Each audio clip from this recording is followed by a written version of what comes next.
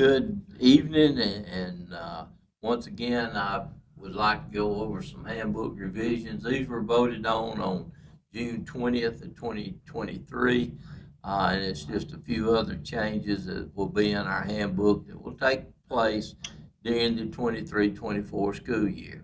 I hope all of you have a great summer and look forward to seeing you and meeting you at the district meetings. Uh, First of all, on page 24, and all these have been passed by the executive committee. We're just adding a statement about our bona fide residents. A bona fide residence will be determined by homestead exemption. That has always been understood, but it has not been printed, so now that will be in there. Also, a major change on page 27, Rule 2.31.2, is a statement in there about divorce with joint custody. In cases of joint custody, and it's just joint custody when there's been no physical custody awarded, the up until now, the eligibility lied with the parent who the student lived with first. We are adding to that a student can transfer one time during their school career, beginning with the seventh grade.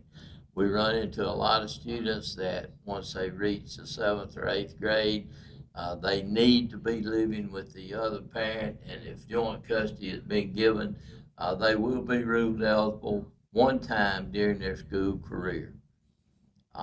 Sports seasons on page 54. Our sports seasons will begin with the first day of football practice and continue through the completion of the MHSAA baseball championships or June 1st, whichever comes first. This gives us a definite length of our sports seasons, which covers all of our sports in our high schools. On page 56, independent teams, Rule 6.2.4, number 5 on that, we're changing grades 9 through 12 will be changed to 7 through 12. We have always relegated grades 7 through 12, so this will make that the same for everyone.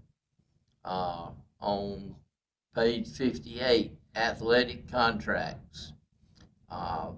The fine for forfeiture or failure to fulfill a contract was only $100 if it was canceled prior to the game. We're having a problem with a lot of schools canceling games. This hurts the home team. They don't have a gate. They don't have a chance to sell concessions. So now that the payment to the other school will be $500 if it is canceled prior to 24 hours before the contest. If it's longer than 24 hours, it will be $500 plus the cost of officials. So this is to protect home teams. The same changes will be made on page 59 under forfeiture of games. The fine will now be, the charge will now be $500 instead of $100 if it's canceled less than or 24 hours before or less, and then $500 plus the cost of officials if it's more than 24 hours. So make sure that you do that.